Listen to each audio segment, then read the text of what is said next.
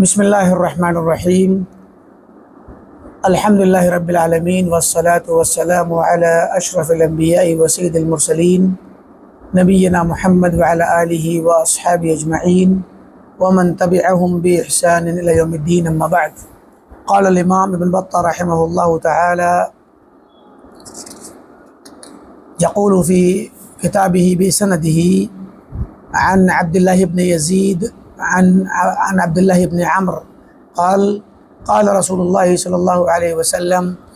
ليأتين على أمتي ما أتى على بني إسرائيل مثلا بمثل حذو النعل بالنعل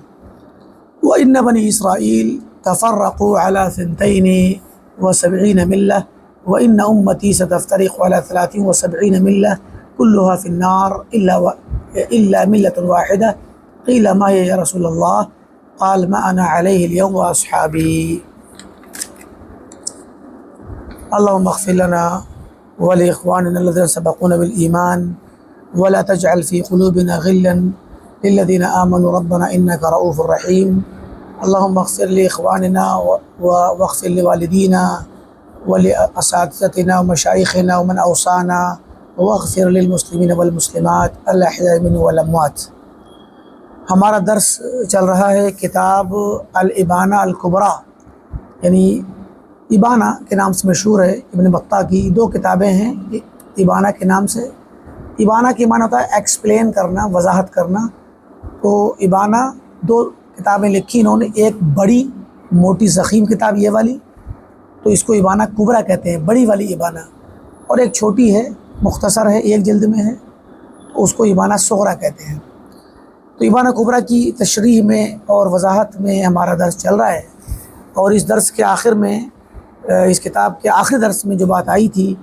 وہ تھی کہ امام ابن بطہ رحمۃ اللہ علیہ نے ایک باب قائم کیا، ایک چیپٹر قائم کیا ہے، جس میں وہ سابقہ امتوں کی فرقہ واریت اور ان کے جدا ہو جانے کا تذکرہ، کہ آپس میں اپنے دین کے معاملے میں وہ فرقے بٹ کر کے بہت ساری شکلوں میں منتشر ہو گئے، تو اس کا ذکر، اور ساتھ میں ہماری اس امت میں بھی کچھ تفرقہ ہوگا اور آپس میں انقسام ہوگا، اس کا بھی ذکر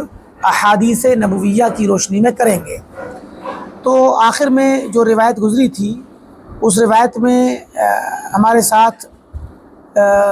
اس طرح کا ذکر آیا تھا کہ آپ نے فرمایا کہ فتنے آئیں گے، ستکون فتنے آئیں گے، اور وہ فتنے ایسے گمراہ کن اور حیران اور پریشان کر دینے والے ہوں گے کہ آدمی صبح کے وقت مسلمان ہوگا اور ان فتنوں کی وجہ سے شام تک کافر ہو چکا ہوگا، اور کوئی شخص شام کو کوئی مسلمان ہوگا لیکن شام سے رات تک جو وقت گزارے گا یا صبح ہوتے ہی وہ اٹھے گا تو وہ کافر ہو کر اٹھے گا. یعنی فتنوں کا اور شبہات کا زمانہ بہت زیادہ ہوگا اور انسان کو اپنا ایمان بچانا مشکل ہو رہا ہوگا. تو اسی کے بعد یہ روایتیں آ رہی ہیں جن میں امام ابن بطہ نے نقل کیا ہے اپنی اسناد سے. پہلی روایت یہاں گزر گئی تھی سعد بن ابی وقاص رضی اللہ تعالیٰ عنہ کی بیٹی سعدہ کے حوالے سے، جس میں تھا کہ بنی اسرائیل بٹ گئے، مطلب 70 سے زائد فرقوں پر، 72-73 فرقوں پر. تو یہاں پر جو کہ تفصیل نہیں تھی، تو اس میں تھا کہ یہ والی امت بھی بڑھ جائے گی ایسے ہی. تو 73 پہ لا کے کہہ دیا گیا تھا کہ جو کہ 71 پہ تقسیم ہوئے نصارہ اور یہودی، اور 72 پہ تقسیم ہوئے نصارہ، اور 73 پہ تقسیم ہوگی یہ امت. تو یہ روایت گزر چکی تھی. عبداللہ بن عمرو بن عاص کی روایت آ رہی ہے، فرمایا کہ قال رسول اللہ صلی اللہ علیہ وسلم، آپ صلی اللہ علیہ وسلم نے فرمایا کہ ستفترق امتی علی 73 ملہ، کہ میری امت منتشر ہو جائے گی اور جدا ہو جائے گی، فرقہ بن جائے گی، 73 ملتوں پر، 73 فرقوں پر بڑھ جائے گی. کلھا فی النار الا واحدہ، سارے کے سارے جہنم میں جانے والے ہوں گے، الا واحدہ، مگر ایک کے، یعنی ایک کے سوا. اور وہ کیا ہے؟ ما انا علیہ اليوم واصحابی، یہ وہ جماعت ہوگی جس پر آج میں ہوں اور میرے صحابہ ہیں. ہم نے گزشتہ درس میں اس بات کی طرف اشارہ کیا تھا تفصیل کے ساتھ کہ اس حدیث کو بعض لوگ ضعیف قرار دیتے ہیں، بعض لوگ ضعیف قرار دیتے ہیں، یعنی خاص کر یہ وہ لوگ ہیں جو خود اہل بدعت ہیں، تو وہ اس حدیث کو ضعیف قرار دیتے ہیں تاکہ اس حدیث کے ذریعے جو ایک معیار نکل کے آ رہا ہے جانچنے کا، حق اور باطل کی پہچان کا، اس معیار کو بے اثر کر دیا جائے، بے اہمیت کر دیا جائے اور ان کی بدعت پر پردہ پڑ جائے۔ تو تمام اس طرح کے بہت سارے فرقے جو آج کے زمانے میں بدعتی فرقے ہیں اور بدعتی لوگ ہیں، خاص کر عالم اسلام کے اندر، عربی دنیا میں خاص کر جو اخوانی فرقے ہیں، اخوانی فکر کے لوگ ہیں، تحریکی فکر کے لوگ ہیں، وہ لوگ عام طور پہ اس حدیث کہتے ہیں کہ ثابت نہیں ہے، یہ حدیث ضعیف ہے۔ اس میں کوئی شک نہیں کہ اس حدیث کی بہت ساری اسانید ہیں اور بہت سارے صحابہ سے یہ حدیث آئی ہے۔ پچھلی بار ہم نے گنایا تھا اور بتلایا تھا کہ کتنے صحابہ سے، یعنی مطلب دیکھیے سعد بن وقاص اور عبداللہ بن عمرو بن عاص، معاویہ بن ابی سفیان، انس بن مالک، عوف بن مالک، ابو ہریرہ، علی اور ابو امامہ اور ابن مسعود، 10 صحابہ ہو گئے۔ 10 صحابہ سے یہ، اور بھی صحابہ ہیں ان کے علاوہ، جو تو یہاں پر ہے کہ انہوں نے کتنی پیش کی، تو 10 سے زائد صحابہ نے اس حدیث کو نقل کیا، اور ہر صحابی سے آنے والی حدیث کی کئی اسناد ہوتی ہیں۔ تو اب ظاہر ہے کہ بہت سی ایسی ہیں جن میں بعض ضعیف راوی ہیں، تو مان لیجیے یہ اسناد ضعیف ہو گئی، یا اس صحابی سے، ایک صحابی سے یہ روایت صحیح ثابت نہیں ہوئی کیونکہ سارے کے سارے راوی ضعیف ہیں، کوئی حرج نہیں، لیکن دوسری والی روایت تو صحیح ہو رہی ہے، دوسرے صحابی کی صحیح ہو رہی ہے۔ تو اس طریقے سے متابعات اور شواہد، اسے کہا جاتا ہے متابعات اور شواہد، یعنی اگر ایک حدیث ایک صحابی سے آئے، مان لیجیے ابو ہریرہ سے آئے، اور ابو ہریرہ سے آنے والی اسناد جو ہے تابعین میں 2-3 اسنادیں بن گئیں، 2-3 تابعین نے ابو ہریرہ سے نقل کیا اور ان سے بھی کئی اسنادیں بن گئیں بعد میں۔ اب اسنادیں آ رہی ہیں، ایک سند ضعیف، دوسری ضعیف، تیسری والی کم ضعیف، چوتھی والی کچھ اور کم ضعیف، کیونکہ کبھی کبھی راوی ایسا ہوتا ہے کہ جو حدیث میں بیان کرنے والا کہ مثلا اس کے اندر بہت زیادہ خامی نہیں ہوتی، وہ نیک ہے، دیندار ہے، امانت دار ہے، سچا ہے اور حفظ بھی رکھتا ہے، لیکن کبھی کبھی وہم کر جاتا ہے، یا حفظ اس کے دماغ سے، ذہن سے اگر روایت بیان کرے تو وہ اس کو یاد نہیں رہتی، کتاب سے بیان کرتا ہے تو یاد رہتی ہے۔ تو کبھی کبھار اب یہ مان لیجیے روایت ذہن سے نقل کر دی تھی اس نے، تو محدثین نے حکم لگا رکھا ہے کہ اگر فلاں راوی اپنے حافظے سے نقل کرے گا تو معتبر نہیں ہوگا، کیونکہ خلط مل کر دیتا ہے روایتوں کو، حافظہ اس کا پختہ نہیں ہے، لیکن کتاب دیکھ کر کے پڑھ کے سنائے گا تو حدیث معتبر ہوگی۔ تو اب مان لیجیے کوئی حدیث ایسے آ گئی تو یہ والی جو کمزوری ہوتی ہے راوی کی کم ہلکی مانی جاتی ہے، اس لیے کہ اگر اس نے اپنے دماغ سے اور اپنے ذہن سے نقل کیا ہے تو محدثین کے حکم کے اعتبار سے یہ روایت معتبر نہیں ہے، لیکن اگر کسی دوسرے راوی نے بھی ایسے ہی نوٹ کیا ہے، یا کسی اور راوی نے اپنے حافظے سے نوٹ کیا ہے، یا کسی نے کتاب سے نوٹ کیا اور ایسے ہی ہے، تو پھر یہاں پر ہوتا کہ نہیں، اس کا پھر حافظہ یہاں پر صحیح ہے، گرچہ عمومی طور پر اس کا حافظے کا اعتبار نہیں، لیکن یہاں پر صحیح۔ تو اس اعتبار سے چھوٹی والی جو کمزوری ہوتی ہے وہ ایک دوسرے سے تقویت پا کر کے، حدیث ایک ہی ہے، صحابی ایک ہی ہے، راستے الگ الگ جا رہے ہیں، الگ الگ لوگوں کی روایتیں آ رہی ہیں، تو ان روایتوں کو متابعت کہتے ہیں، کہ ایک راوی دوسرے راوی کی متابعت کرتا ہے، اسی کے ساتھ ایک جیسا نقل کرتا ہے، تو اس کو ہم ایک دوسرے کے ذریعے سے، اگر ایک راوی ایک سند ضعیف بھی ہو تو دوسری والی صحیح ہوگی، وہ بھی ہلکی سی ضعیف ہے، تیسری بھی ہلکی ضعیف ہے، چوتھی ہلکی ضعیف ہے، تو سب مل کر کے اتنی تقویت مل جا رہی ہے کہ لگ رہا ہے کہ نہیں، سب کے تقریباً ایک سا ہے، اور بڑا کوئی بہت بڑی خامی نہیں، بہت بڑا ضعف نہیں، تو ایک دوسرے کی مطابقت سے حدیث صحیح ہوتی ہے، قابل اعتبار ہو جاتی ہے۔ اور کبھی کبھی کیا ہوتا ہے کہ چلیے سارے کے سارے بہت سخت قسم کے ضعیف ہیں، لیکن حدیث آ رہی ہے کسی اور صحابی سے، ایک صحابی ابو ہریرہ سے آ رہی ہے، دوسری مالی عبداللہ بن عمر سے یا عمر سے آ رہی ہے، اور اس صحابی سے جو روایت آ رہی ہے اس روایت میں بھی ہلکا پھلکا کیا نام ہے ضعف ہے، اور وہ اس کے راویوں کی سند بھی ایسے ہی ہے تقریباً، تو وہ مل کر کے بھی کیا نام ہے، تو وہ ایک دوسرے کی اس کو شاہد بولتے ہیں، صحابی الگ ہو تو وہ شاہد ہوگا، اور کبھی کبھی صحیح روایت آ رہی ہوتی ہے مکمل تو وہ بھی شاہد بنتی ہے۔ تو مراد یہ ہے کہ کبھی کبھی ایک ہی حدیث یا تو اپنے ہی طرق سے متابعت پا کر کے، تقویت پا کر کے اس قابل ہو جاتی ہے کہ وہ قابل احتجاج ہو جائے، اور کبھی کبھی دوسرے صحابی کی روایت سے تقویت پاتی ہے جو کہ ہم اس کو شاہد کہتے ہیں۔ تو متابعات اور شواہد کے ذریعے حدیث صحیح ہو جاتی ہے۔ یہ جو احادیث آ رہی ہیں یہ بلا شبہ کسی بہت ساری احادیث کی اسناد میں مقال ہے کہ یہ راوی ضعیف ہے، یہ صحیح نہیں ہے، لیکن اتنا سخت مقال نہیں، اتنی سخت تنقید نہیں ہے کہ حدیث کسی لائق ہی نہ ہو، بلکہ متابعت سے بھی صحیح ہو رہی ہے اور شواہد سے بھی صحیح ہو رہی ہے، اور صحیح احادیث سے بھی اس کو جو بالکل بلا شبہ صحیح ہیں ان سے بھی تقویت مل رہی ہے، جو ہم نے پچھلی بار بتایا تھا اور وضاحت کی تھی کہ یہ نصوص شرعیہ جو اور ہیں ان سے تقویت پا رہی ہے، صحیحین کی بعض روایتوں سے تقویت پا رہی ہے، اور واقعہ بھی، واقعہ حال امت کا واقعہ بتلا رہا ہے کہ امت میں اختلاف موجود ہے۔ بھئی کیا امت میں اختلاف نہیں ہے؟ کوئی اس بات کا انکار کر دے گا کہ امت میں تھوڑا دیکھ لیجیے اس کو، امت میں جو ہے کیا نام ہے اختلاف نہیں ہے؟ کوئی کہہ دے گا اس بات کو؟ بھئی مختلف فرقے ہیں، ایک فرقہ دوسرے فرقے کی بات نہیں مانتا، اس کے ہاں کوئی اس کی سنوائی نہیں ہے، اس کا اعتبار نہیں ہے، اس کو وہ بلکہ نہ صرف یہ کہ بلکہ اتنا زیادہ سخت معاملہ کرتے ہیں، اتنی زیادہ ان کے ولا اور برا کا معاملہ ہے کہ تکفیر تک کرتے ہیں۔ تو جو لوگ تکفیر کرتے ہیں تو کیا وہ مستقل فرقہ نہیں کہلائیں گے؟ کیسے کر کے ایک انسان خالص کتاب و سنت پر چلتا ہے، دوسرا بالکل کیا نام ہے اس کا اپوزٹ چلتا ہے، تو کیسے کر کے آپ ایک مان لیں گے امت کو؟ تو یہ جو ہے ان لوگوں کی ایک طرح سے یہ خاص ان کا مقصد ہے، اس کے پیچھے ہم نے بتلایا تھا، اس کا مقصد یہ ہے کہ وہ چاہتے ہیں کہ امت میں اختلاف کا نام ختم کر دیا جائے اور سب مل کر کے ایک سے پلیٹ فارم پہ کھڑے کر دیے جائیں۔ تو یہ مقصد ہے ان لوگوں کا، ہم اس کو ثابت کر چکے ہیں۔ آگے روایت آ رہی ہے، وہی روایت تھوڑا تفصیل سے عبداللہ بن زیاد عبد الرحمن بن زیاد کہتے ہیں کہ عبداللہ بن یزید نے نقل کیا عبداللہ بن عمرو بن عاص سے رضی اللہ عنہما، کہتے ہیں کہ لیاتین علی امتی ما اتی علی بنی اسرائیل، میری امت پر بھی وہی حال اور وہی وقت آئے گا، صورتحال آئے گی جو بنی اسرائیل پہ گزری اور آئی، مثلا بمثل، بالکل ہو بہو جیسے وہ جن حالات سے گزرے ان حالات سے میری امت گزرے گی، حذو النعل بالنعل، جیسے کہ ایک جوتا دوسرے جوتے کے بالکل برابر میں کھڑا ہوتا ہے،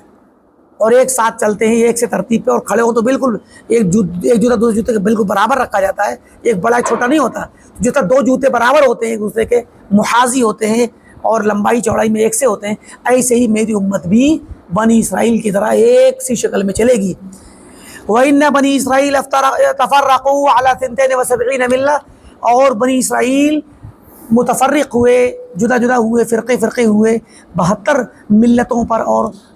فرقوں پر۔ وَإِنَّ أُمَّتِي سَتَفْتَرِقُ عَلَى 73 مِلَّةٍ، اور میری امت 73 فرقوں میں بٹے گی، كُلُّهَا فِي النَّارِ إِلَّا مِلَّةٌ وَاحِدَةٌ، سب کے سب جہنم میں جائیں گے سوائے ایک ملت کے۔ قیل ما هي یا رسول اللہ، پوچھا گیا کہ یہ کون سی ہے جماعت اے اللہ کے رسول؟ فرمایا ما انا علیہ اليوم واصحابی، یہ وہ جماعت ہوگی جو ہو اس پر جس پر آج میں ہوں اور میرے صحابہ ہیں، یعنی میرا جو طریقہ ہے اور صحابہ کا جو طریقہ ہے یہی ایک معیار ہے دنیا بھر کے مسلمانوں کے آپسی اختلاف کو ختم کرنے کا، کہ آپ کے درمیان ہمارے درمیان اختلاف ہے، کون صحیح ہے چیک کر لو، ما انا علیہ واصحابی ایک معیار اور کسوٹی ہے، اس پر تول لو، بس سیدھا سا۔ اسی سے گھبراتے ہیں اصل میں یہ لوگ، کیونکہ یہ اتنا بہترین اصول دیا گیا ہے جو قیامت تک انسانوں کو گمراہ ہونے سے بچا لے گا۔ انسان کو جب بھی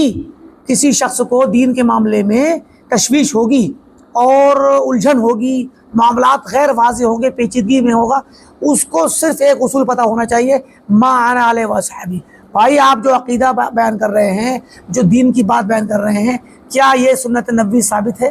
کیا صحابہ کے طریقے ثابت ہے؟ بات ختم ہو گئی۔ صحابہ سے سنت ثابت ہوگی تو صحابہ کے یہاں بھی ہوگی، اور صحابہ کس سے ثابت ہوگی تو بعد کے لوگوں کے یہاں بھی ہوگی، بات ختم ہو گئی۔ تو یہ جو معیار ہے یہ بہت ہی ایک حق کے پہچاننے کا بہت مضبوط اصول ہے، اور اسی اصول سے بدعتیوں اور اہل انحراف اور اہل ضلالت کے راستے جدا ہو جاتے ہیں۔ کتنا ہی دعویٰ کر لیں، ہر کوئی دعویٰ کرتا ہے کہ ہم حق پر ہیں، ایک حق پر ہے، بالکل ٹھیک ہے، حق پر ایک ہی ہوگا، لیکن اس کے لیے ایک معیار بتایا گیا روایت میں۔ تو اب یہاں پر آپ دیکھ لیجئے، دیوبند کے علماء کے ہاں ایک چیز بہت زیادہ سننے کو ملتی ہے، خاص کر رمضان کے موسم میں اور تراویح کے معاملات میں، کہتے ہیں کہ بھئی تراویح کے معاملات میں ہم تو عمر بن خطاب رضی اللہ عنہ کی سنت پر چلتے ہیں، عمر بن خطاب امیر المومنین عمر رضی اللہ عنہ نے جس طریقے پہ لوگوں کو جمع کر دیا تھا آج تک ہم اسی پہ چلے آ رہے ہیں، ٹھیک۔ تو اور یہ لوگ ہیں جو صحابہ کی سنت سے روگردانی کرتے ہیں، صحابہ کے اصل پیروکار تو ہم ہیں، ٹھیک. تو اب ہم یہاں پر یہ پہلی بات یہ کہیں گے کہ یہاں پر سب سے پہلے تو یہ مغالطہ اس معنی میں ہے کہ یہ عمر رضی اللہ تعالیٰ عنہ سے 20 رکعت پڑھوانا صحیح سند ثابت ہی نہیں ہے، بلکہ عمر رضی اللہ عنہ سے جو ثابت ہے وہ 8 اور 3 11 والا ثابت ہے. پہلی چیز تو یہ. چلیے کسی معنی میں اللہ حضرت عمر کے زمانے میں مان لیجئے، چلو روایتوں کو اکٹھا کر کے جو آئی ہیں کسی حد تک ہم نے مان لیا کہ ثابت ہو گیا. ٹھیک. تو آپ یہاں تو عمر رضی اللہ تعالیٰ عنہ کے قول کو دلیل بنا کر کے اپنی 20 رکعت تراویح کو حجت سمجھتے ہیں اور صحیح سمجھتے ہیں، کیونکہ آپ کے امام نے کہی ہے اور آپ کے امام کی بات کی تاکید عبداللہ حضرت عمر بن خطاب رضی اللہ عنہ سے ہو رہی ہے. چلیے تھوڑی کے لیے مان لیا. تو پھر یہ تو معاملہ نماز کا اور فقہیات کا ہو گیا. تو یہ بتلائیے کہ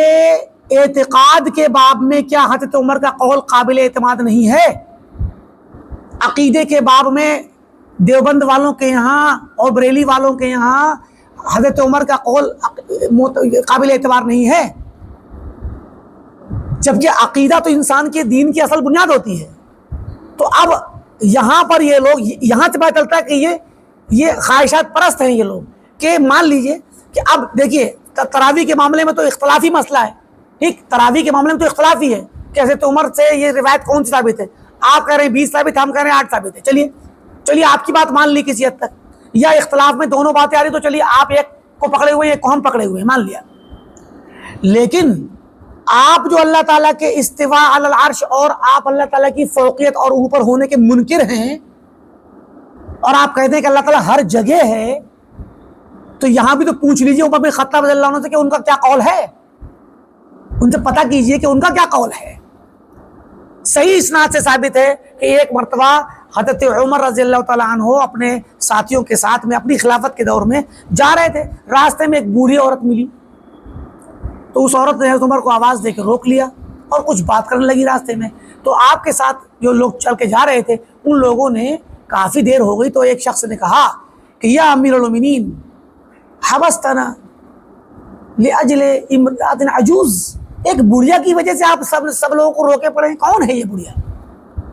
تھوڑا سا انداز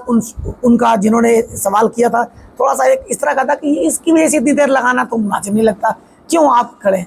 تو کہا ویلک اتدری من ہادی، تیرا برا ہو، تو جانتا بھی ہے کہ یہ کون ہے؟ اس کے بعد کہا انہا خولہ، یہ خولہ ہے، خولہ بنت ثعلبہ، التی سمع اللہ شکواہا من فوق 7 سماوات، جس کی شکایت کو اللہ نے 7 آسمان کے اوپر سے سنا تھا. یہ وہ خولہ ہے. آپ بتائیں کہ صحابہ کی پیروی کرنے والے اور تراویح میں 20 رکعت تراویح کو حجت بنانے والے اور عمر بن خطاب رضی اللہ عنہ تک منسوب کرنے والے کہ یہاں کیا جواب دیں گے آپ حضرت عمر کے اس قول کا؟ یہاں تو آپ کے نزدیک یہ کفر ہے، اللہ تعالیٰ کو اوپر ماننا ان کے نزدیک کفر ہے. تو عمر بن خطاب رضی اللہ تعالیٰ عنہ دیگر صحابہ اور دیگر ان کے ساتھ جو بھی تابعین اور صحابہ تھے ان کو ان کے سامنے فرما رہے ہیں کہ یہ خولہ ہے جس کی شکایت کو اللہ نے 7 آسمان کے اوپر سنا تھا جب ان کے شوہر نے زہار کر لیا تھا. اور یہی واقعہ کتنے صحابہ سے لیں گے آپ؟ عائشہ صدیقہ ام المؤمنین فرماتی ہیں کہ سبحان الذی وسع سمعہ الاصوات، اللہ تعالیٰ کی ذات پاک ہے کہ جو ہر چیز کو سن لیتی ہے. کتنی وسیع ہے اس کی سننے کی قوت. کہ خولہ آئیں، فرماتی خولہ آئیں میرے کمرے میں بیٹھی چارپائی پہ، برابر میں اللہ کے وسلم بیٹھے ہوئے تھے، ان سے دھیرے دھیرے بات کر رہی تھی، اتنے دھیرے بات کر رہی تھی کہ اسی کمرے میں نہیں سن پا رہی تھی کہ خولہ کیا کہہ رہی ہیں اللہ کے نبی سے. اور اس کمرے کی آواز کو اللہ تعالیٰ نے سورہ مجادلہ نازل فرمائی، قد سمع اللہ قول التی تجادلک فی زوجہا وتشتکی الی اللہ، کہ اللہ تعالیٰ نے سن لی. تو فرماتی ہیں کہ میں نہیں سن پا رہی تھی، وقد سمع اللہ شکواہا من فوق 7 سماوات، اور اللہ نے 7 آسمان کے اوپر سے اس کا شکوہ سن لیا اور میں نہیں سن پائی کمرے میں رہتے ہوئے. تو یہ تو حضرت عائشہ کا بھی عقیدہ ہے کہ اللہ تعالیٰ 7 آسمان کے اوپر ہے، اور صرف اکیلی عائشہ کا نہیں ہے، امہات المؤمنین کا سبقہ ہے. زینب بنت جحش رضی اللہ تعالیٰ عنہ جن کی شادی زید بن حارثہ سے ہوئی تھی، اور جب انہوں نے طلاق دی تو بعد میں اللہ کے نبی صلی اللہ علیہ وسلم نے شادی کی، تو ان کی شادی کے بعد زینب بنت جحش رضی اللہ تعالیٰ عنہ اپنی سوکنوں سے اور دیگر امہات المومنین سے کہا کرتی تھی اور ان سے ایک طرح سے فخر کرتی تھی. روایتوں میں آتا ہے کہ کانت فخر کیا کرتی تھی اور کہتی تھی کہ زوجکن اہالیکن، کہ تمہاری شادی تمہارے گھر والوں نے کی ہے، تمہاری شاید تمہارے باپ نے، بھائیوں نے، جو بھی تمہارے ذمہ دار تھے انہوں نے کی ہے. وَزَوَّجَنِي اللَّهُ مِن فَوْقِ سَبْعِ سَمَاوَاتٍ، اور میری شادی اللہ نے کی کرائی اللہ کے نبی سے 7 آسمان کے اوپر سے. یہ ام المومنین زینب بنت جحش کہہ رہی کس سے؟ دیگر امہات المومنین سے. کسی نے اعتراض نہیں کیا اور کہا کہ جو ہے کیا بکتی ہو تم، اللہ تعالیٰ 7 آسمان کے اوپر تھوڑے ہے. تو دیوبند والے ہوں یا بریلی والے ہوں، ماتریدی ہوں یا اشعری ہوں، یہ لوگ یہاں پر آئیں صحابہ کا عقیدہ پکڑنے کے لیے. یہاں پر آئیے آپ صحابہ کا عقیدہ پکڑنے. عقیدے سے تو انسان کے اعمال کے قبول ہونے اور نہ ہونے کا مسئلہ کھڑا ہوتا ہے. اگر فرعی مسائل میں اگر کوئی انسان اختلاف کر بھی لے گا تو اس کا اتنا بڑا مسئلہ نہیں ہے. تو یہاں پر دعویٰ کرتے ہیں کہ ہم صحابہ کی بات مانتے ہیں، اور عقیدے کے باب میں پھر صحابہ بھی گئے، حتیٰ کہ صحابہ تو بہت دور چلے گئے. ابو حنیفہ رحمۃ اللہ علیہ بھی، وہ بھی کسی لائق نہیں ہے دیوبند والوں کے نزدیک. اور احناف ہندوستان اور بر صغیر کے احناف، جو چاہے بریلوی ہوں یا دیوبندی ہوں، ان کی نظر میں ابو حنیفہ رحمۃ اللہ علیہ کی کوئی عزت نہیں. کس میں؟ عقیدے کے باب میں، کیونکہ یہ عقیدہ لیتے ہیں ماتریدی عقیدہ اور اشعری عقیدہ. جبکہ یہ عقیدہ ہندوستان سے ہوتے ہوئے جائے گا، سمرقند تک جا کے رک جائے گا، بس بہت جائے گا تو بغداد تک جائے گا، ابو الحسن اشعری تک، اور سمرقند میں پہنچے گا ابو منصور ماتریدی تک. یہ مدینہ تک نہیں پہنچ پائے گا. تو مراد یہ ہے کہ یہ بات کہنا اور یہ دعویٰ کرنا کہ ہم صحابہ کے طریقے پر ہیں، سارے فرقوں میں یہ بات ایک طرح سے ایک قدر مشترک کے طور پہ مطلب پائی جاتی ہے کہ ہر کوئی کہتا ہے کہ ہم حق پر ہیں، ایک حق پہ ہوگا، ایک جنم جائے گا، اور خود کو ثابت کرتے ہیں. لیکن ما انا علیہ واصحابی کی روشنی میں آپ جب چیک کریں گے تب پتہ چلے گا کہ حقیقت میں کون صحابہ کے طریقے پر ہے اور کون صحابہ کے طریقے پر نہیں ہے. یہاں ایک اور روایت آ رہی ہے، اپنی اسناد سے پیش کر رہے ہیں. کہتے ہیں کہ عن عبداللہ بن عبیدہ عن بنت سعد عن ابیہا، تو سعد بن وقاص کی بیٹی سعدہ اپنے والد سے روایت کرتے ہوئے کہتی قالا جمیعاً، دونوں نے کہا ان رسول اللہ صلی اللہ علیہ وسلم قال، کہ اللہ کے رسول نے فرمایا ان بنی اسرائیل افترقت علی 71 ملہ، کہ بنی اسرائیل جدا جدا ہو گئے 71 ملتوں پر. ولن تذهب الايام والليالي، اور دن اور رات ختم نہیں ہوں گے. حتی تفترق امتی، یعنی قیامت نہیں آئے گی یہاں تک کہ میری امت جدا جدا ہو جائے. علی مثلھا، انہی کے مثل طریقے پر، شکل پر. وکل فرقۃ منھا فی النار، اور ہر فرقہ اس میں سے جو جدا ہوں گے جہنم میں جائے گا. الا واحدہ، سوائے ایک کے، وہی الجماعہ، اور یہ جماعت ہوگی. ما انا علیہ واصحابی، یہ جماعہ ہی ہے، جماعت ہے، کیونکہ صحابہ کی جماعت اللہ کے نبی کے زمانے میں جو بنی تھی وہ جماعت بعد میں اسی طریقے پہ چلنے والی جماعت ہی ہمیشہ جماعت کہلائی. اسی لیے صحابہ کے طریقے پہ چلنے والوں کو اہل السنت والجماعہ کہا گیا، کیونکہ وہ سنت نبی پر اور سنت خلفاء پر، سنت صحابہ پر چلتے ہیں. اور چونکہ صحابہ کی جماعت ہی پہلی جماعت ہے تو انہی کے طریقے پہ چلنے والی جماعت ہمیشہ جماعت کہلائے گی قیامت تک، جو لوگ آئیں گے. تو یہ جماعت ہے. وہذا لفظ حدیث ابن مسعود، حدیث مسعود فی حدیث معاویہ، یہ بھی مسعود کی حدیث کے الفاظ جو معاویہ کی روایت میں آ رہے ہیں، اور اس میں ہے کہ وَإِنَّ هَذِهِ الْأُمَّةَ سَتَفْتَرِقُ عَلَىٰ 73 مِلَّةٍ، کہ یہ امت 73 فرقوں میں بٹے گی. كُلُّهَا فِي النَّارِ إِلَّا وَاحِدَةٌ وَهِيَ الْجَمَاعَةُ، وذكر الحدیث، کہ ایک کے سوا اور وہ جماعہ ہے، اور حدیث انہوں نے ذکر کی. آگے روایت نقل کرتے ہیں بنت سعد عن ابیہا نبی سعد بن وقاص قال قال رسول اللہ صلی اللہ علیہ وسلم ان بنی اسرائیل افترقت على 72 ملة وان امتی ستفترق على مثلها كلها في النار الا واحدة وهي الجماعة. تو الفاظ ایک سے ہیں، ترجمے کی ضرورت نہیں. آگے روایت آ رہی ہے، یہ روایت ہے معاویہ رضی اللہ عنہ کی، معاویہ بن ابی سفیان رضی اللہ عنہما کی. دیکھیے، اور اس روایت کو جو ابن بطال نقل کیا ہے، اس کو امام ابو داود نے اپنی سنن میں نقل کیا، اور ابن ابی عاصم نے سنہ میں نقل کیا، اور ابن ابی عاصم کے محقق نے اس حدیث کو صحیح قرار دیا، صححہ قال حدیث صحیح بما قبلہ وما بعدہ، اس سے پہلے والی روایت اور بعد والی مل کر کے حدیث کو صحیح کر دیتی ہیں. اور آجوری نے شریعہ میں نقل کیا، ابو داؤد طیالسی نے، لالکائی نے، بہت سے علماء نے اس روایت کو جو اب آ رہی ہے اس کو نقل کیا ہے معاویہ بن ابی سفیان رضی اللہ عنہما کے طریق سے، اور حدیث صحیح ہے. اب دیکھیے آپ کیا کہتے ہیں. کہتے ہیں ابو عامر عبداللہ بن یحییٰ کہتے ہیں کہ حججت مع معاویہ بن ابی سفیان، میں نے معاویہ بن ابی سفیان رضی اللہ عنہما کے ساتھ حج کیا. فلما قدمنا مکہ، جب ہم حج میں سفر میں مکہ پہنچے، مکہ آئے، اخبر بقاص، تو معاویہ رضی اللہ عنہ کو خبر دی گئی ایک قصے کہانی سنانے والا، واعظ کرنے والا شخص، قصہ گو گا گا کر کے اور قصے سنا سنا کے لوگوں کو مست کرنے والا کوئی مکہ میں ہے جو لوگوں کو قصے سناتا ہے. یقص علی اہل مکہ، مکہ والوں کو سناتا ہے. بنی مخزوم، بنو مخزوم میں ہے وہ شخص، بنو مخزوم کے قبیلے میں. تو پتہ چلا کہ یہ ایک شخص ہے جو بڑی بڑی کہانیاں سناتا ہے اور لوگوں کے جمگٹ اکٹھے کرتا رہتا ہے. فارسل الیہ معاویہ، تو معاویہ نے ایک شخص کو بھیجا بلانے اس کے پاس رضی اللہ عنہ. فقال، اور بلانے کے بعد کہا کہ امرتک بہذا القصص، یہ جو قصے سنا رہے ہو کیا میں نے تمہیں حکم دیا ہے، تم نے مجھ سے اجازت لی ہے یا میں نے تمہیں کہا ہے کہ قصے سنایا کرو؟ قال لا، نہیں آپ نے تو حکم نہیں دیا. قال فما حملک ان تقص بغیر اذنی، میری اجازت کے بغیر تم نے یہ سب قصے کہانیاں سنانا کیوں شروع کیا لوگوں کو؟ قال ننشر علما علمنا اللہ، ایک علم ہے ہمارے پاس، ہم اس کو پھیلا رہے ہیں، اللہ نے ہمیں سکھایا ہے، ہم تبلیغ کر رہے ہیں. یہ مطلب ہے کہ علم ہے تو ہم نے پھیلانا شروع کر دیا. فقال معاویہ، تو معاویہ نے فرمایا رضی اللہ عنہ کہ لو كنت تقدمت الیک قبل مرتی هذه، ابھی اس سے پہلے اگر میں تمہارے پاس آ چکا ہوتا، پہلے کبھی ملاقات ہو گئی ہوتی ایک بار اور آج سے پہلے، اور اب دوبارہ ملاقات ہوتی اور پہلے میں نے سمجھایا ہوتا اور اب تم نہیں مانے ہوتے، مطلب یہ ہے، اور آج تک پھر اسی اپنی ضلالت پر قائم رہتے اس طریقے پر. لقطعت منک طابقا، اور بعض روایتوں میں طائفا، مطلب تمہارے جسم کا اڑا دیتا، تمہاری گردن ہی اڑا دیتا، تمہیں قتل کر دیتا. مطلب یہ کہ اس میں دو چیزیں تھیں، ایک تو اجازت کے بغیر، اور دوسری جو چیزیں بیان کرتا تھا وہ غیر مستند تھیں، کتاب و سنت کی باتیں نہیں تھیں، کہانیاں من گھڑت سنی سنائی آباء و اجداد کے اور اپنے علماء کے بزرگوں کے واقعات، سمجھے کہ نہیں؟ تو من گھڑت واقعات سناتا تھا وہ. مرادی کے بزرگوں سے مراد یہاں یہ نہیں کہ صحابہ کے، مطلب جو بھی واقعات اپنی قوم میں اور علاقے میں سنے رہے ہوں اس نے.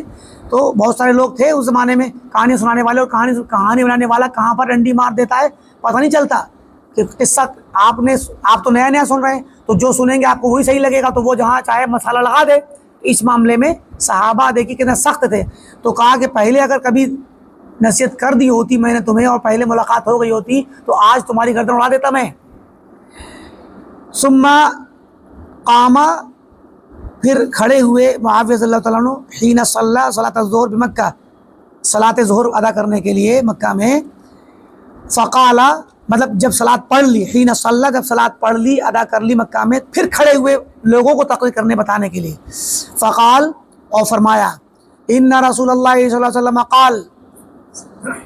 ان اہل الکتابین افترقوا فی دینہم علی 72 ملہ، کہ نبی صلی اللہ علیہ وسلم نے فرمایا کہ دونوں کتاب والے یہود و نصارہ افترقوا فی دینہم، اپنے دین کے معاملے میں فرقہ فرقہ بن گئے، اعلیٰ 72 ملہ، 72 ملتوں پر، 72 فرقوں پر بٹ گئے. وَإِنَّ هَذِهِ الْأُمَّةَ سَتَفْتَرِقُ عَلَىٰ 73 ملہ، اور یہ امت 73 فرقوں میں بٹ جائے گی. یعنی الاہواء، یہ جو ملتیں اور فرقے ہوں گے یہ خواہشات ہوں گی، یعنی زیادہ تر خواہشات پرستی اور من کی بات ماننے کے چکر میں لوگ، اپنی منمانی کے چکر میں ہی لوگ جدا ہو کر نیا فرقہ بنائیں گے. کلھا فی النار الا واحدہ، سب جہنم میں جائیں گے سوائے ایک کے. وہی الجماعہ، اور یہ جماعت ہے جو صحابہ کی اور ان کے متبعین کی ہے. وقال، اور فرمایا، انہ سیخرج فی امتی اقوام، کہ میری امت میں ایسے لوگ نکل کے آئیں گے، تتجارا بہم تلک الاہواء، ان کے ساتھ وہ جو خواہشات ہوں گی ایسے ہی دوڑیں گی ان کے ساتھ، یعنی ان کے دل و دماغ میں ایسے بھر جائیں گی، انہی کے ساتھ ہمیشہ رہیں گی. کما یتجار الکلب بصاحبہ، کلب یہ کلب سے ہے، کلب مانے کتا ہوتا ہے، کتا جب کاٹ لیتا ہے تو کتے کے کاٹنے جو بیماری ہوتی ہے تو اس کو کلب کہتے ہیں عربی میں، سمجھے کہ نہیں؟ تو کتے کے کاٹنے کی بیماری، تو جب کتا کسی کو کاٹ لے اور اس کا آج کے زمانے میں خاص کر علاج نہ ہو، پرانے زمانوں میں تو بہت مشکل ہی ہوتا تھا علاج، تو کتے کے کاٹنے سے جو بیماری پیدا ہو جاتی ہے جسم کے اندر، اس بیماری کا کیا ہوتا ہے کہ وہ بیماری انسان کے جسم کے رگ و ریشے میں گھس جاتی ہے، خون کے اندر گھس جاتی ہے. فَلَا يَبْقَى مِنْهُ عِرْقٌ وَلَا مَفْصَلٌ إِلَّا دَخَلَهُ. تو وہ پھر بیماری کیا ہوتی ہے، نہ تو کوئی رگ بچتی ہے اندرونی، کوئی ریشہ اور رگ بچتی ہے، نہ کوئی جوائنٹ بچتا، ہر جگہ گھس جاتی ہے. تو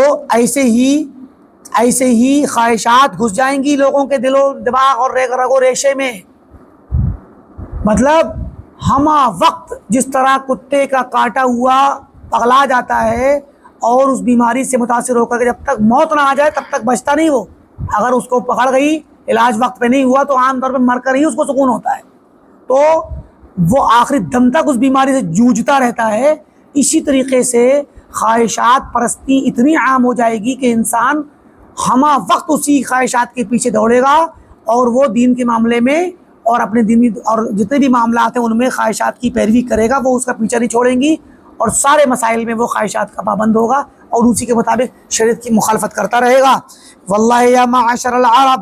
اے عرب والو، عرب کے لوگوں یعنی خطاب کیا، لئن لم تقوموا بما جاء به محمد صلی اللہ علیہ وسلم، اگر تم نے پیروی نہیں کی اللہ کے نبی صلی اللہ علیہ وسلم محمد صلی اللہ علیہ وسلم کی لائی ہوئی شریعت کو پر عمل کرنے کی، تو لغیرکم من الناس احرا الا یقوم به، تو تمہارے علاوہ دیگر جو لوگ ہیں دنیا کے، وہ تم سے زیادہ دور بھاگنے والے ہوں گے دین کو قائم کرنے کے معاملے میں،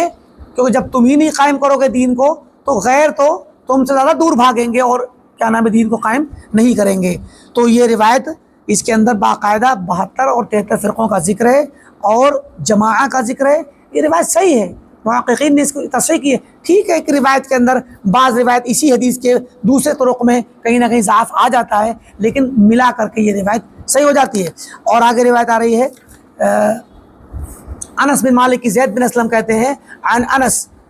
بن مالک فی حدیث لہو طویل، ایک لمبی حدیث کا میں سے نقل کر رہے ہیں، قال فیہ، اس میں کہا، مختصر صلاح رہے ہیں، وحدثہم رسول اللہ صلی اللہ علیہ وسلم عن الامم، کہ آپ صلی اللہ علیہ وسلم نے صحابہ سے حدیث بیان کیا عن الامم، سابقہ امتوں کے بارے میں. قال تفرقت امت موسیٰ،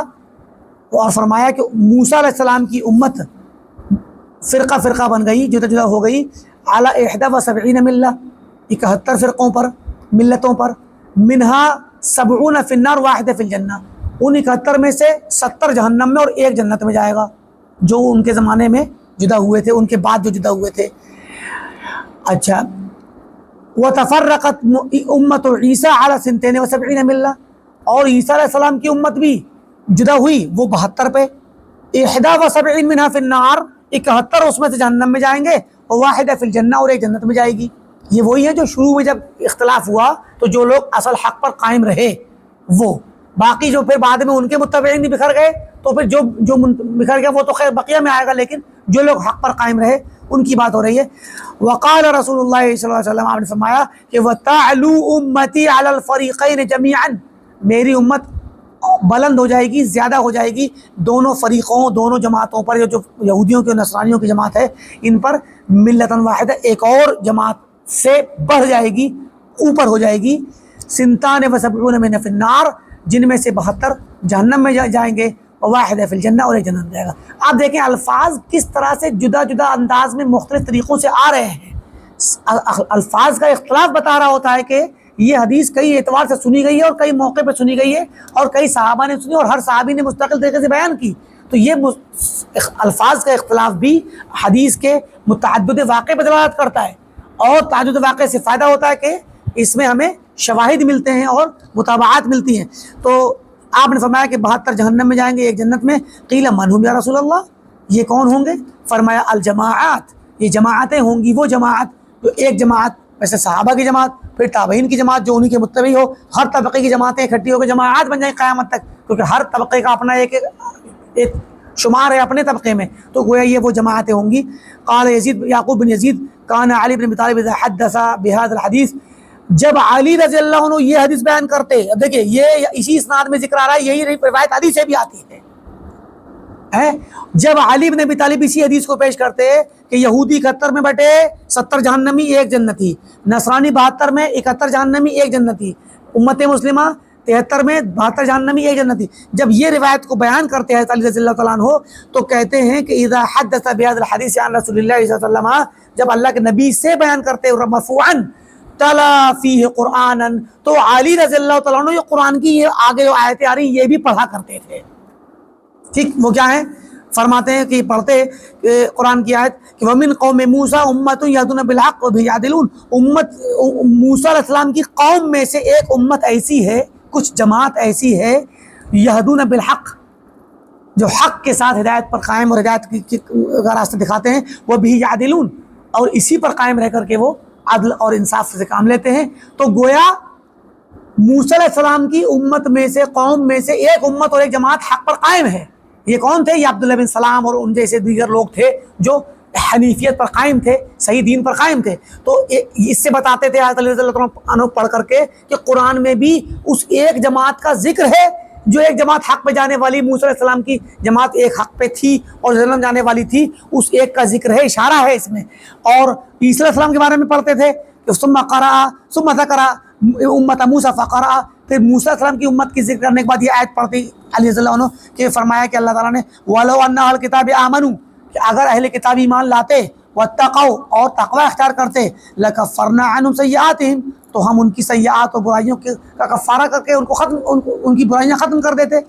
تکفیر کر دیتے ان کی سیئات کی۔ وَلَا أَدْخَلْنَاهُمْ جَنَّاتِ النَّعِيمِ، اور جنات النعیم، اور ہم انہیں جنت نعیم میں یعنی ہمیشہ رہنے والی جنت داخل کرتے۔ وَلَوْ أَنَّهُمْ أَقَامُوا التَّوْرَاةَ وَالْإِنْجِيلَ، اور اگر وہ تورات اور انجیل کو قائم کرتے صحیح طریقے سے جیسے وہ نازل ہوئی تھی، وَمَا أُنزِلَ إِلَيْهِم مِّن رَّبِّهِمْ، اور جو چیز ان پر نازل ہوئی ان کے رب کی طرف سے اس کو ٹھیک سے قائم کرتے،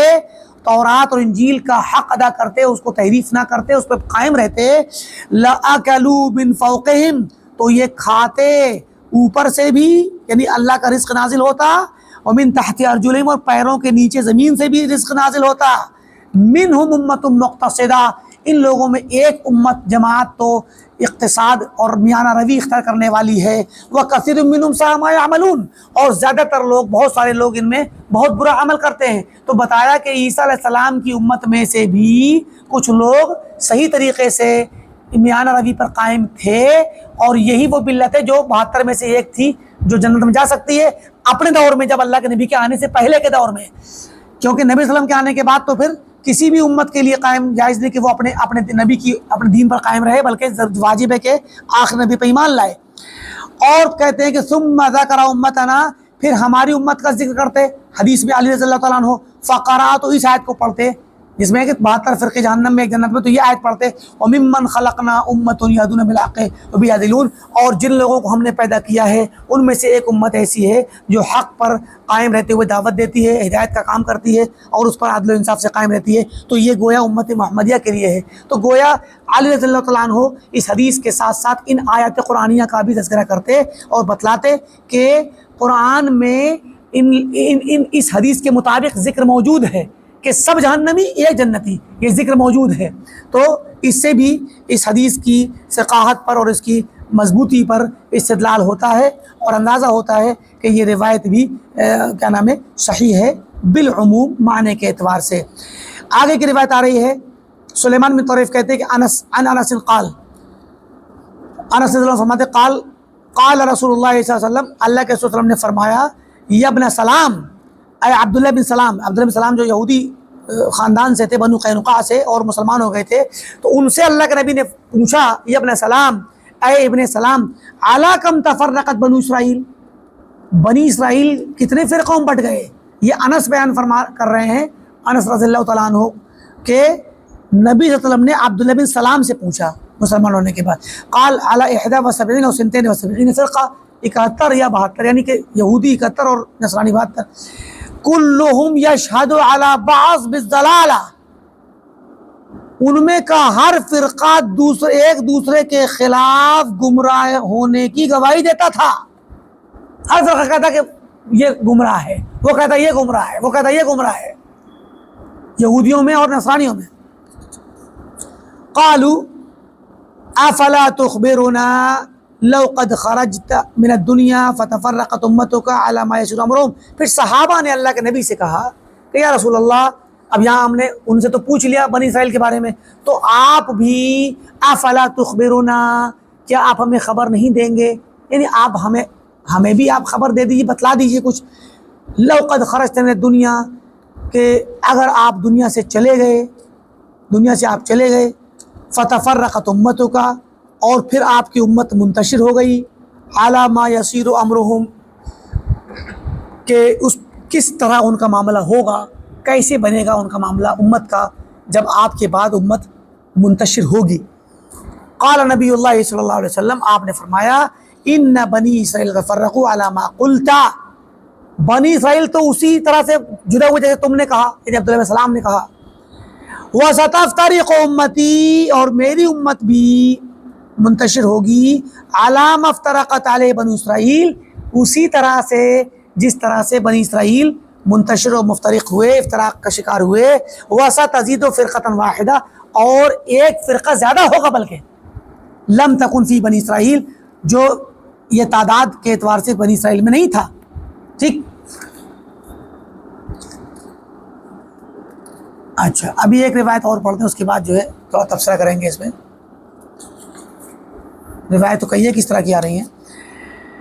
فرماتے ہیں اپنی اسناد سے، مبارک بن سحیم کہتے ہیں عبدالعزیز بن صہیب البنانی البصری ثقہ، تابعی ہے، ثقہ ہے، کہتے ہیں عن انس سے روایت کرتے ہیں عن النبی صلی اللہ علیہ وسلم قال افترقت بنو اسرائیل علی 71 فرقہ، 71 فرقوں پہ بنی اسرائیل. وان امتی ستفترق علی 73 فرقہ کلها فی النار الا السواد الاعظم، سب کے سب جہنم میں جائیں گے سوائے، میری امت 73 پہ جائے گی، سب جہنم میں سوائے ایک کے جو کہ سواد اعظم ہے. سواد اعظم کا مطلب کیا ہوتا ہے؟ سواد مانے سیاہی، اعظم کے مانے بہت بڑی. تو بہت بڑی سیاہی جو ہے، یعنی اگر لوگ میدان میں کھڑے ہوں، عموماً اگر بھاگ دوڑ کے کسی میدان میں جائیں گے، خاص کر اگر مکہ میں حج کے میدان میں دیکھیں، عرفات وغیرہ میں، تو سروں پہ ٹوپی نہیں ہوتی، تو کالے بال سیاہ دکھیں گے آپ کو، تو پوری سیاہی دکھے گی آپ کو، کیونکہ پاس لوگ کھڑے ہوں گے تو ان کے کپڑے تو دکھیں گے نہیں، تو سر دکھیں گے تو سیاہی دکھے گی. تو یہ کنایا ہے اس بات سے کہ بڑی جماعت جو ہے، بڑی جماعت کو سواد اعظم کہتے ہیں. تو اس لفظ سواد اعظم سے بھی کیا نام ہے یہاں پر اہل دیوبند یا اہل بریلی یا جماعت یا دیوبندی یا حنفی لوگ استدلال کرتے ہیں کہ ہم سواد اعظم ہیں. ہم کیا ہیں؟ سواد اعظم ہے، سب سے بڑی جماعت دنیا بھر میں حنفیوں کی ہے. تو بھائی دیکھیے، فقہ اور عملیات سے فرقہ نہیں بنتا، سمجھے کہ نہیں؟ فرقہ بنتا ہے عقیدے سے اور منہج سے. ہم یہ بات پیچھے کے درسوں میں بارہا بتلا چکے ہیں کہ فقہ حنفی یا امام ابو حنیفہ رحمۃ اللہ علیہ اور ان کی فقہ پر عمل کرنے والے محض حنفی دائرے میں، فقہ کے دائرے میں یہ لوگ گمراہ فرقہ نہیں ہیں. ہم آپ کو فرقہ شمار کرتے ہی نہیں ہیں. ٹھیک، بلکہ یہ ایک طریقہ تفکیر ہے، یہ اسکول آف تھاٹ ہے، مکتب فکر ہے کہ قرآن و سنت کو، دین کو سمجھنے کا ایک فتویٰ دے کر کے سمجھنے کا جو بھی میتھڈ تھا سمجھا، انہوں نے تدوین کر دی. تو ابو حنیفہ رحمۃ اللہ علیہ شروع ہوئی، اور ابو حنیفہ رحمۃ اللہ علیہ ائمہ اہل سنت میں سے ہیں. تو وہ جب امام اہل سنت، امام ابو حنیفہ بھی امام اہل سنت کے اماموں میں سے، امام شافعی بھی، امام مالک بھی، امام احمد بھی، تو یہ سب ائمہ اہل سنت ہیں. تو ان کی باتیں اور ان کی جو فقہ ہے وہ بھی اہل سنت ہی کی فقہ ہے. ہم یہ بات بارہا بتلا چکے ہیں. تو اس اعتبار سے احناف کا یا دیوبندیوں کا اور بریلویوں کا یہ کہنا کہ ہم سواد اعظم ہیں، تو سواد اعظم احناف جو ہیں وہ تنہا نہیں ہیں، کیونکہ یہ ایک نقطۂ نظر ہے اور مکتب فکر ہے اہل سنت والجماعت کے علماء کا، جو دین کو سمجھنے کا ہے. آپ کے ساتھ حنابلہ بھی، آپ کے ساتھ شافعیہ بھی، آپ کے ساتھ مالکیہ بھی اور ظاہریہ وغیرہ، سب مل کے سواد اعظم ہے. کیوں؟ کیونکہ فقہ کے معاملے میں تو کوئی فرقہ ہی نہیں ہے. اگر آپ کے پاس ماتریدی مذہب نہیں ہوتا، اگر آپ ماتریدیت کے قائل نہ ہوتے اور صوفیت نہ ہوتی آپ کے یہاں، تو اور آپ امام ابو حنیفہ کے عقیدے پر ہوتے، تو بلا شبہ آپ اہل سنت میں سے تھے پورے طور پہ 100%. مگر آپ کا ایک جزئیہ، جو آپ کا ایک فقہی جز ہے، فقہی فیس ہے، عملی فیس ہے، وہ اہل سنت میں سے بلا شبہ. تو پھر اس میں آپ اور دیگر لوگ متمیز نہیں ہیں. تمیز تو عقیدے سے آتا ہے، عقیدے کے باب میں آپ بدعتی ہو. عقیدے کے باب میں آپ بدعتی ہو، کیونکہ یہ پھر آپ کا عقیدہ جو ہے وہ ماتریدی عقیدہ، یہ صحابہ کا نہیں ہے، نہ سلف نہ تابعین کا ہے، حتیٰ کہ 200 ہجری کیا 260 تک یہ عقیدہ نہیں تھا۔ 260 میں ابو الحسن اشعری کی پیدائش ہے، تو پیدائش کے وقت تو نہیں رہا ہوگا نا،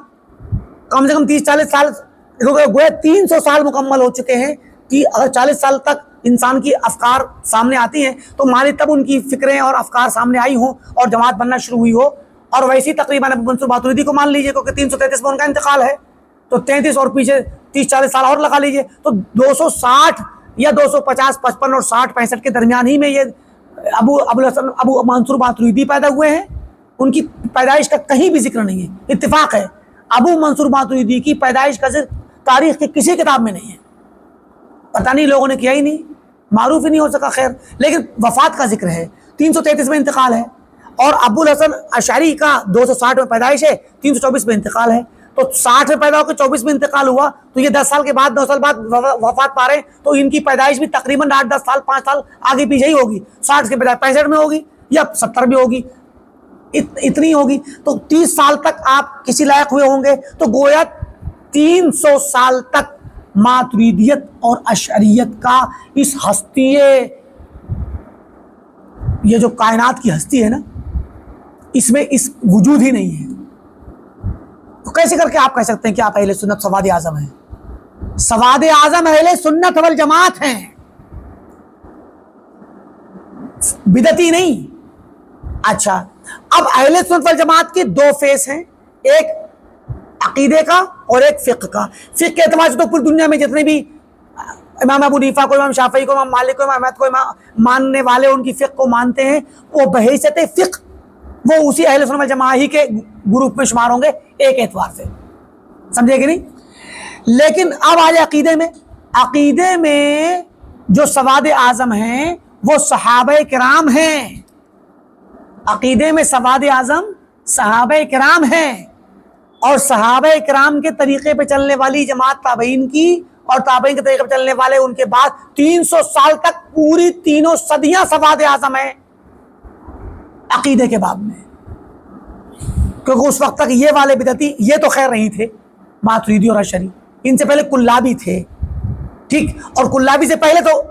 241 میں انتقال ہے کلابی کا، ابن کلاب کا، تو 241 سے 42 میں 45 بھی 2-3 طرح قول ہے، تو 240 مان لیجئے، 241 سے پہلے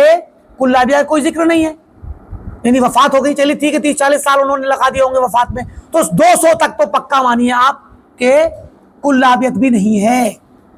اب ہم یہاں بات کر رہے ہیں ان فرقوں کی جو اہل سنت والجماعت کا لبادہ اوڑھ کر کے، فقہی لبادہ اوڑھ کر کے امت کو انہوں نے معتزلہ اور جہمیہ اور فلاسفہ کے مذہب پر لا کر کے ان کو بتکا کر کے منحرف کر دیا، ایسے لوگوں کا ذکر 200 سے پہلے تو سرے سے نہیں ہے۔ تو 200 سال تک امت اسلامیہ عقیدے کے باب میں یا تو اہل سنت ہیں یا اہل بدعت ہیں، کیونکہ اہل بدعت معتزلہ پہلے نکل گئے تھے، جہمیہ بہت پہلے 100 کے قریب میں نکل گئے تھے، اور خوارج بھی پہلے نکل گئے ہیں، رافضی بھی پہلے نکل گئے ہیں، قدری تقدیر کے منکر بھی پہلے نکل گئے ہیں، تو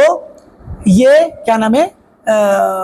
فرقے تو وجود میں ہیں، لیکن سب یہ والے فرقے اہل بدعت کہلاتے ہیں، اور ان کے مقابل میں اہل سنت ہیں۔ تو جو اہل سنت ہیں وہ تمام کے تمام اکثر ہیں، اغلبیت اور اکثریت ہے مسلمانوں کی، اور یہی اہل سنت کی اکثریت جب دھیرے دھیرے آگے بڑھی تو، اور جب یہ فتنہ خلق قرآن آیا امام احمد بن حنبل کے زمانے میں، تو ظاہر ہے کہ اس وقت پبلک کو زبردستی کہا جا رہا تھا کہ تم مانو کہ قرآن مخلوق ہے، تو پبلک پہلے سے اہل سنت کے مذہب پہ تھی، اور یہی وجہ ہے کہ پبلک آج بھی اہل سنت کے عقیدے پر ہے۔ دیوبند والوں کا یا بریلی والوں کا یہ دعویٰ کرنا کہ ہم سواد اعظم ہیں، یہ غلط ہے۔ کیوں؟ کیونکہ اگر ابھی پبلک کے سامنے، پبلک یعنی عوام کے سامنے ابھی کوئی حدیث ایسی سنا دی جائے جو جس میں صفات کا ذکر ہو، اللہ تعالیٰ کے بلندی کا اور علو کا ذکر ہو، اور اللہ تعالیٰ کی دیگر صفات کا ذکر ہو، کوئی بھی انسان اس حدیث کا انکار نہیں کرے گا۔ کیوں؟ کیونکہ وہ فطرت پر ہیں، انہیں شوق لگے گا، انہیں اچھا لگے گا حدیثیں سن کر کے، سمجھے کہ نہیں؟ ابھی یہ روایتیں جو بھی ہم نے آپ کو سنائی، عمر رضی اللہ تعالیٰ عنہ کی، عائشہ کی، اور کیا نام ہے زینب بنت جہش کی، اور بہت سارے صحابہ کی روایتیں اس سلسلے میں موجود ہیں، ان کے اقوال موجود ہیں، صراحت سے سنت نبوی سے صریح مرفوع روایتیں موجود ہیں، جس میں اللہ تعالیٰ کے 7 آسمان کے اوپر ہونے کا ذکر ہے. کسی بھی شخص کے سامنے سنا دیجئے, کوئی بھی کبھی زندگی میں یہ نہیں کہے گا کہ یہ کیا سنا رہے ہیں آپ, سمجھے کہ نہیں. بلکہ یہاں تک سمجھ لیجئے کہ صحابہ کا نام سن کر کے لوگ آج بھی کہیں بھی جگہ بیان کرتے صحابہ کے نام سے احترام کر کے سنتے ہیں, کیونکہ صحابہ کی عزت اور احترام لوگوں کے دین. تو وہ عوام جو ہے حقیقت میں عوام تو اہل سنت والجماعت میں سے ہیں, عقیدے میں بھی اور فقہ میں بھی, لیکن ان لوگوں نے عقیدے کی بعض مسائل میں اپنے عوام کو بگاڑ رکھا ہے, تو وہ ان کی پیروی کرتے ہیں اور اہل حق سے بدزن کر دیا ہے, اسی لیے ان کی بات سننے سے وہ لوگ گھبراتے ہیں. ورنہ صحابہ ہی سواد اعظم ہیں, اور ان کے بعد تابعین اور تبع تابعین, اور خاص کر 200 سال تک کے مکمل کے تمام لوگ جو بدعتیوں کے برخلاف تھے, اور پھر ان کے بعد بھی لوگ سواد اعظم ہیں. مگر اسی لیے اہل علم کہتے ہیں کہ ماتریدی ہوں یا اشعری ہوں, دنیا بھر کے مسلمان, ان کے عوام جو ہیں وہ ہمارے ہیں, یعنی سلفی عوام ہیں وہ. کیونکہ اگر یہ حدیث سنا دی جائے جو بھی سنائی گئی, یا استوا کی حدیث سنا دی جائے, یا رات میں اللہ تعالیٰ کے نزول کی روایت سنا دی جائے, کوئی انکار نہیں کرے گا, سب احترام سے سنیں گے اور چلے جائیں گے اپنے گھر, جب تک کہ ان کو ورغلایا نہ جائے. تو اس سے کیا پتہ چلا کہ وہ فطرت پر قائم ہے, اسلامی فطرت پہ, اور وہ اگر ان کو بھڑکانے والے نہ ہوں تو سب سلف کا عقیدہ سنیں گے اور سارے کے سارے سلف کے عقیدے کے مطابق مطمئن رہیں گے. تو اس اعتبار سے بھی لوگوں کے اندر یہ موجود ہے. اور اسی طرح کی روایت آ رہی ہے. وقت کیا ہوا؟ اچھا,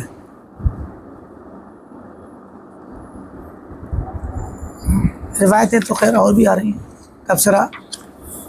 بعد میں کریں گے یا کر دیتے ہیں, چلیے تبصرہ ایک روایت پڑھ کر کرتے ہیں. آگے روایت آ رہی ہے عوف بن مالک اشجعی کی رضی اللہ تعالیٰ عنہ. تو دیکھیے صحابہ الگ الگ گزرے نا, عبداللہ بن عمرو بن عاص گزرے, سعد بن وقاص گزرے, انس بن مالک گزرے, اور یہ کیا نام ہے ابی معاویہ بن ابی سفیان گزرے.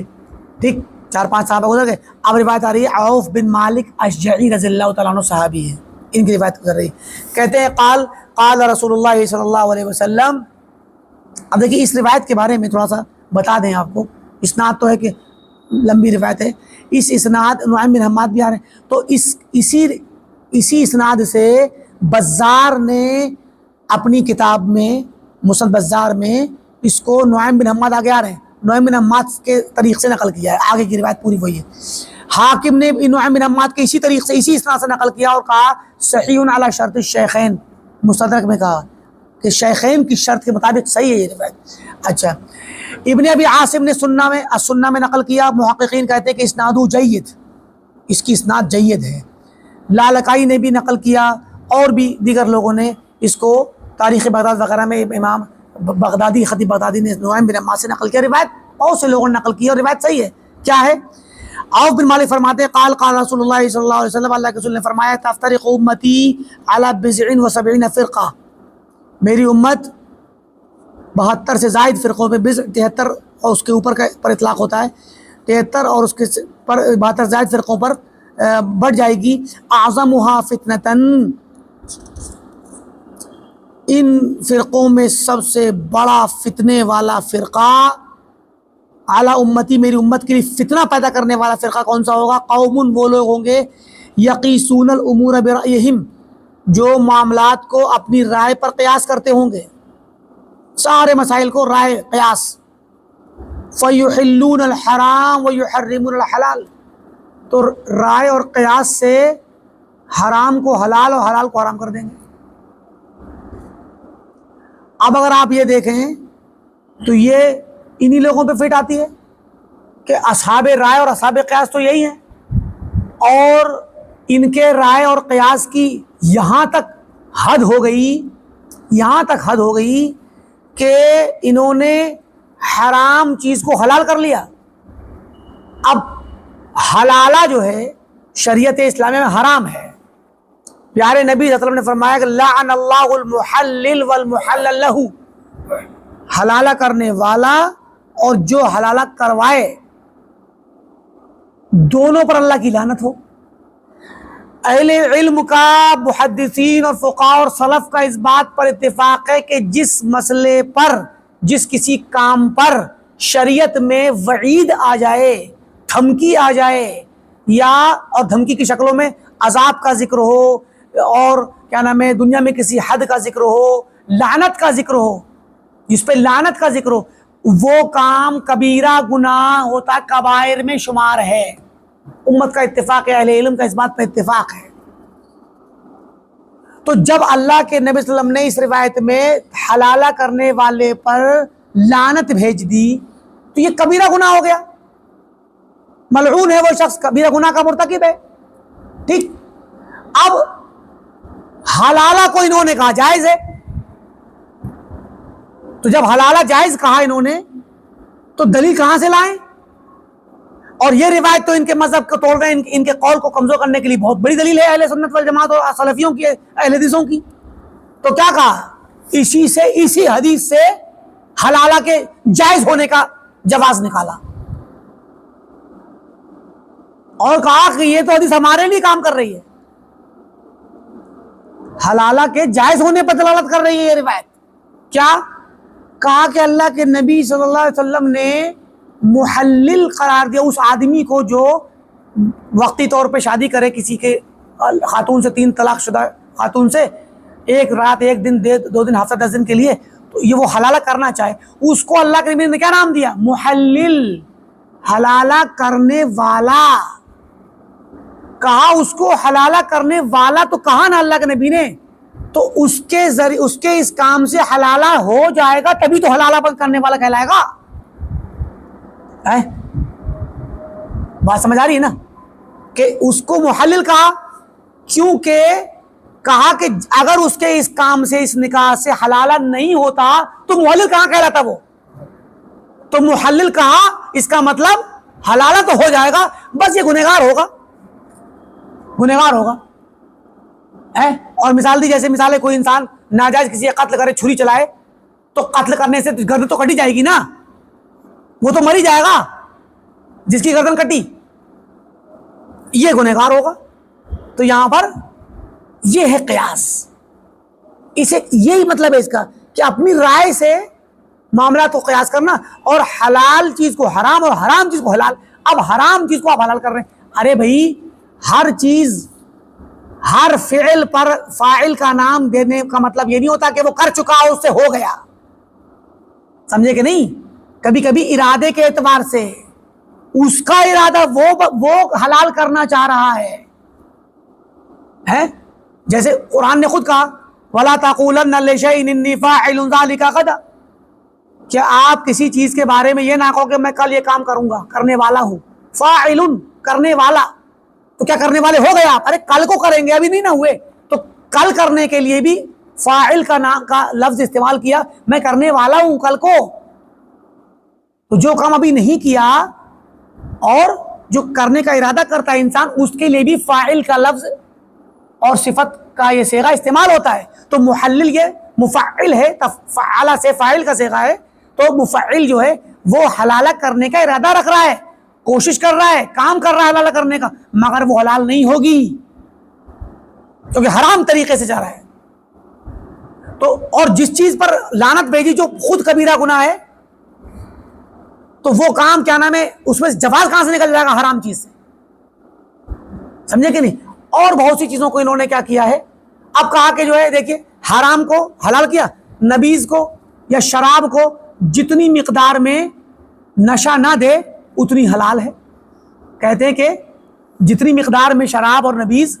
نشہ نہ دے وہ حلال ہے، کیوں؟ کیونکہ حدیث میں آتا ہے کہ کل مسکر حرام، یہ تو اس میں تو مسکر سکر ہے ہی نہیں، اس میں سکر نہیں ہے، تو یہ کیا نام ہے، جب اتنے مثالیں کسی میں 50 ملی آپ پیتے ہیں، اس میں نشہ نہیں ہے، 51 ہو جائے گا تو نشہ پیدا ہو جائے گا، تو کہتے ہیں 51 ہوگا تب حرام ہوگی، 50 میں نہیں حرام، سمجھے کہ نہیں؟ تو یہ اس طریقے سے اپنی رائے سے، جبکہ روایتوں میں آتا ہے کہ ما اسکرا کثیر فقلیل حرام، کہ جس چیز کی اکثریت یا کثیر مقدار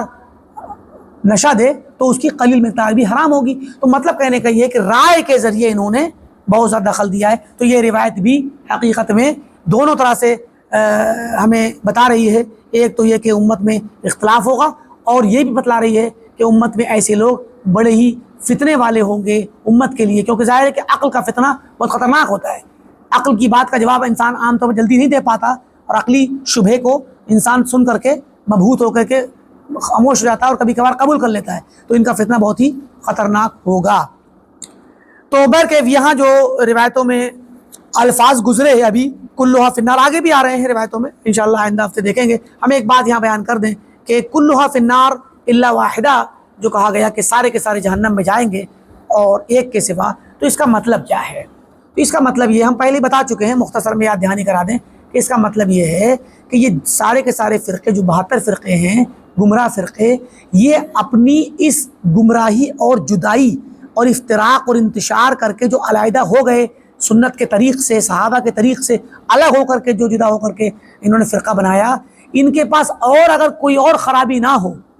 کوئی اور اعتقاد کی عمل کی خرابی نہ ہو، صرف یہ جس رائے کو لے کے الگ ہوئے ہیں وہی ایک خرابی ہو، تو صرف اسی ایک پر وہ جہنم کے مستحق ہیں، مستحق ہیں کہ اللہ تعالیٰ ان کو اسی ایک غلطی پر جہنم میں ڈال دے، اور اس لیے اس اعتبار سے سب جہنم کے مستحق ہیں۔ دوسری چیز یہ کہ یہ لفظ ان لوگوں کی تکفیر نہیں کرتا کہ یہ سارے کے سارے 72 فرقے کافر ہیں، ایسا نہیں ہے، کیونکہ اسلام میں شریعت میں بہت سارے گناہوں پر جہنم میں جانے کی وعید سنائی گئی ہے، لیکن اس پر بندہ کافر نہیں ہوتا۔ کافر تب ہوگا جب وہ اس گناہ کو حلال سمجھے کہ نہیں؟ تو اب اگر کوئی نئی جماعت بنا کر کے فرقہ بنا کے الگ ہو گیا تو وہ گمراہ تو کہلائے گا اور بدعتی کہلائے گا، اور اس کام پر وہ جہنم کی اس وعید کا مستحق بھی ہوگا، لیکن وہ اگر اس صحابہ کے اور سنت کے طریق کو چھوڑنا حلال سمجھتا ہوگا تب تو وہ کافر ہو گیا پہلے ہی دن سے، لیکن اگر حلال نہیں سمجھ رہا ہے بلکہ وہ اپنے شبہے کی وجہ سے نکلا ہے اور اپنی چیز پر قائم رہنے کے لیے کھڑا ہے تو وہ گنہگار ہے۔ اب دیکھا جائے گا کہ وہ بدعت کیسی ہے۔ وہ بدعت کبھی کبھار بذات خود ایک ہوتا ہے حلال سمجھنا، چاہے چھوٹی بدعت ہی کیوں نہ ہو، چھوٹا گناہ بھی کیوں نہ ہو، حلال سمجھیں کافر ہو جائیں گے، یہ اس میں کوئی اختلاف نہیں ہے۔ پوری امت کے تمام علماء کا اتفاق ہے کہ حرام چیز کو حلال سمجھنا یہ کفر اکبر ہے، ٹھیک، کیونکہ شریعت کی حرام کردہ چیز کو آپ حلال کریں گے تو یہ کفر ہے۔ تو اب اگر ایک فرقہ نکلا اور اس نے جدا ہونے کو اور فرقہ بنانے کو تو حلال نہیں سمجھا تو وہ کافر نہیں ہے، لیکن جس رائے کو لے کے نکلا بدعتی رائے، وہ رائے دو میں سے ایک شکل میں ہوگی، یا تو وہ جو بدعت ہے رائے، وہ رائے اور بدعت کبیرہ گناہ کے رتبے میں ہوگی، جس کو ہم کہتے ہیں کہ بدعت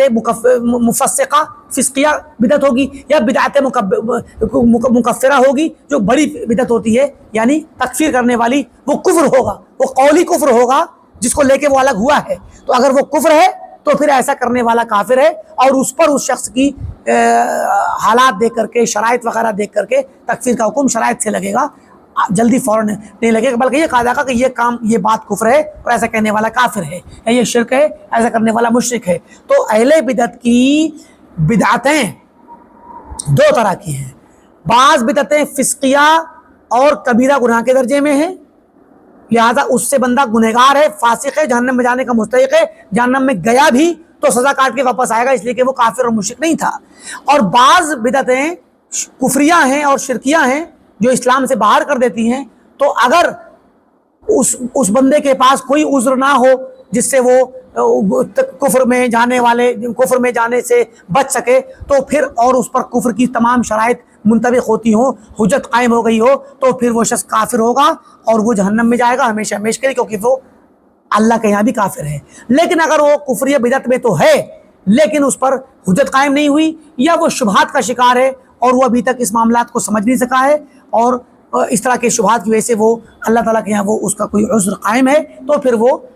کفریہ بدعت میں ہونے کے باوجود اللہ تعالیٰ کے یہاں وہ کیا ہوگا، کافر نہیں ہوگا، بلکہ وہ بھی کبیرہ گناہ والوں میں شمار ہوگا اور اللہ تعالیٰ کی مشیت کے تابع ہوگا۔ اس پر کلھا فی النار کے ذریعے کہ جہنم میں تمام فرقے جہنم میں جائیں گے، ایک کے سوا تکفیر نہیں کرنی چاہیے، کیونکہ اس میں تکفیر نہیں ہے۔ ابن تیمیہ رحمۃ اللہ علیہ فرماتے ہیں کہ قرآن کریم کی آیت ہے کہ ان الذین یأکلون اموال الیتامی ظلما انما یأکلون فی بطونہم نارا وسیصلون سعیرا، کہ وہ لوگ جو یتیموں کا مال ظلماً کھا لیتے ہیں وہ حقیقت میں اپنے پیٹوں میں آگ بھر رہے ہیں، اور وہ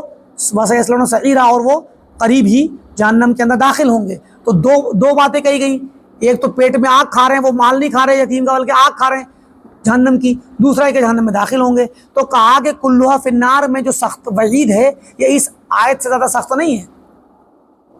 جو یتیموں کا مال کھانے کے لیے، لیکن یتیم کا مال کھانے والا کافر نہیں، سب بالاتفاق گنہگار ہے، جہنم میں جانے کا مستحق ہے، اور وہ اللہ تعالیٰ کی مشیت کے تحت ہوگا قیامت کے دن۔ چاہے گا تو اللہ تعالیٰ معاف کر دے کسی اور دیگر کو نیکی کی وجہ سے، یا اس کے مرنے کے بعد کچھ لوگوں نے اس کے لیے استغفار کیا ہو یا کچھ نیک اعمال کیے ہوں جن کی وجہ سے وہ اس کے ثواب بڑھ گیا اور اجر بڑھ گیا، اور اللہ تعالیٰ نے شاید بعد والے لوگوں کی دعا کے نتیجے میں اس کو بخش دیا، ممکن ہے۔ کیونکہ جو شخص بھی کبیرہ گناہ کر کے مرے گا، یا ایسا بدعتی جس کی بدعت کفریہ نہ ہو،